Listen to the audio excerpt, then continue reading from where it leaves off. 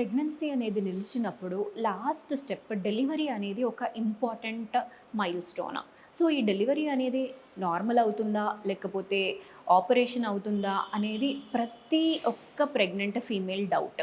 ఈ విషయం గురించి మనం ఈరోజు మాట్లాడదాము. హలో అండి. నేను doctor Maitreyi, gynaecologist and fertility expert, Maitrisri fertility centre, Kukatpally, Hyderabad.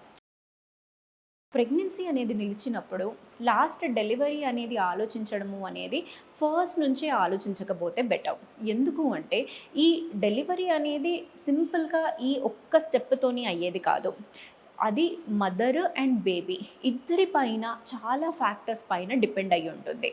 Mother ప్రకారంగా మనం చూస్తే ఇప్పుడు మదర్కి ఏమైనా మెడికల్ ఇష్యూస్ ఏమైనా ఉన్నాయా, హార్ట్ ప్రాబ్లమ్స్ ఏమన్నా ఉన్నాయా, లేదు అంటే ఇంకా హైపర్ టెన్షన్, షుగర్, ఇలాంటివన్నీ ఏమైనా మెడికల్ ఇష్యూస్ ఉన్నాయా అనేది చూసుకోవాలి. తర్వాత వచ్చేసి తనకి ప్రీవియస్ ఏమైనా డెలివరీ అయినప్పుడు ఆ డెలివరీ ఎలా అయింది, నార్మల్గా అయిందా లేకపోతే ఆపరేషన్ ద్వారా అయిందా, ఇది కూడా ఒక ఫ్యాక్టర్. నెక్స్ట్ వచ్చేసి మదర్ది ఏజ్, మెటర్నల్ ఏజ్ ఎంత, అది అడ్వాన్స్డ్గా ఉంది అంటే అప్పుడు కూడా ఈ ఫ్యాక్టర్ అనేది కూడా ఇంపార్టెంట్గా మనము కన్సిడర్ చేయాల్సి వస్తుంది. నెక్స్ట్ బేబీ పరంగా వచ్చినప్పుడు బేబీ పరంగా పొజిషన్ బేబీది ఎలా ఉంది, తల కిందికి ఉందా లేకపోతే కాళ్ళు ఏమైనా కిందికి ఉన్నాయా, ఆరల్స్ కొన్ని బేబీస్ ఎలా ఉంటాయంటే ట్రాన్స్పోజ్ పొజిషన్లో ఉంటాయి, ఇలా ఏమైనా ఉందా. అండ్ మాయ ఎక్కడుంది, మాయ పైన సైడ్ ఉందా లేకపోతే కింద సైడ్ ఉందా. నెక్స్ట్ బేబీ వెయిట్ ఎంత ఉంది, నార్మల్ యావరేజ్ వెయిట్గా ఉందా లేకపోతే చాలా తక్కువ ఉందా లేకపోతే ఎక్కువగా ఉందా, ఇది ఒకటి ఇంపార్టెంట్. నెక్స్ట్ లాస్ట్ స్టేజెస్కి వచ్చేసినప్పుడు మనం గ్రోత్ స్కాన్, డాప్లర్ ఇవన్నీ చూసినప్పుడు డాప్లర్ చేంజెస్ అనేవి ఏమన్నా డెవలప్ అయ్యాయా అంటే డాప్లర్ చేంజెస్ ఏంటి అంటే మదర్ నుంచి బేబీకి బ్లడ్ సప్లై అనేది అయినప్పుడు కొన్నిసార్లు బ్లడ్ సప్లై కాంప్రమైజ్ అయిపోయే ఛాన్సెస్ అనేవి ఉంటాయి. అలాంటి కండిషన్లో బేబీని కంపల్సరీగా డెలివరీ చేయాల్సిన పరిస్థితులు అనేవి ఉంటాయి అన్నమాట. అలాంటి సిచ్యువేషన్స్ ఏమైనా ఉన్నాయా, ఇవన్నీ మనము మానిటర్ చేయాలి. అండ్ ఇదే కాకుండా ఇప్పుడు మదర్ నుంచి బేబీ నార్మల్గా డెలివరీ అవ్వాలంటే మదర్ది బోని పెల్విస్ అనేది మనకి కోఆపరేట్ చేస్తుందా లేదా అనేది అన్నిటికన్నా ఒక పెద్ద క్వశ్చన్. సో దీన్ని మనం ఎప్పుడు ఎగ్జామిన్ చేయాలి అంటే మదర్కి 36 వీక్స్ 37 వీక్స్ అయిన తర్వాత అంటే 9వ నెల అనేది స్టార్ట్ అయిన తర్వాత మనం ఒకసారి ఇంటర్నల్గా పర్వజైనల్ ఎగ్జామినేషన్ అనేది చేయాలి. చేసి ఆ మదర్ పెల్విస్ అనేది ప్రాపర్గా ఉందా లేదా, అంటే తన బోని అలైన్మెంట్ అనేది నార్మల్ డెలివరీకి సరిపోయేలాగా ఉందా లేదా అన్న ఎగ్జామినేషన్ అనేది మనము చేసుకోవాలి. ఇక్కడ మనం ఎగ్జామిన్ చేస్తున్నప్పుడు బేబీ సైజ్ అనేది ఇంపార్టెంట్, బేబీ హెడ్ అనేది ఎక్కడ ఉంది అనేది ఇంపార్టెంట్. తర్వాత ఆ బేబీ హెడ్ సైజ్ ఎలా ఉంది అండ్ ఈ హెడ్ అనేది కింద వరకు డిసెండ్ అయ్యిందా లేదా అనేది కూడా ఇంకో ఫ్యాక్టర్. సో ఇవన్నీ లెవెల్స్లో మనము చాలా ఎగ్జామినేషన్స్ అనేవి చేయాలి. తర్వాత వచ్చేసి మాయ అనేది కూడా ఒక చాలా ఇంపార్టెంట్ ఫ్యాక్టర్ అనమాట. ఈ కేవలం ఈ మాయ అనేది కింది సైడ్ ఉంది అంటే అది డైరెక్ట్గా ఇండికేషన్ ఫర్ ఎల్ఎస్సిఎస్ అంటే ఆపరేషన్కి ఒక డైరెక్ట్ ఇండికేషన్ అనమాట. ఎందుకంటే మాయ కింది సైడ్ ఉన్నప్పుడు ఏమవుతుంది, ఇప్పుడు తనకి గర్భవతికి నొప్పులు అనేవి వచ్చాయి.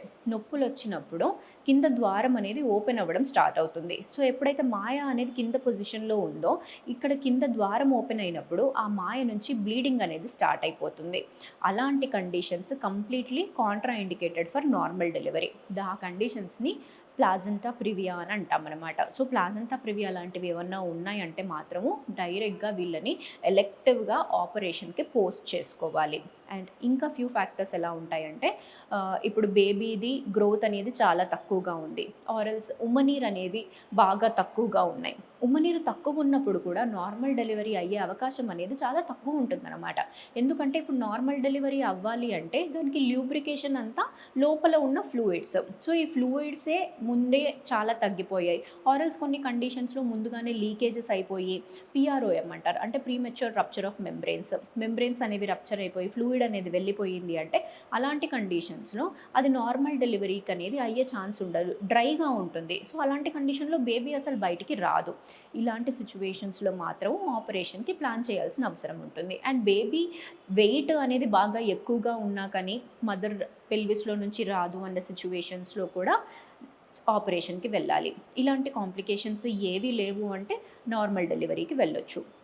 అండ్ ట్విన్ ట్విన్ డెలివరీ అన్నగానే డైరెక్ట్గా ఇండికేషన్ సెక్షన్ అనేది ఉండదు. ఈ ట్విన్ డెలివరీలో బేబీ వెయిట్ ఎంత ఉంది అండ్ 2 బేబీల పొజిషన్స్ అనేవి ఎలా ఉన్నాయి, ఇవి చూసుకున్న తర్వాత డెలివరీ మోడ్ అనేది డిసైడ్ చేసుకోవాలి.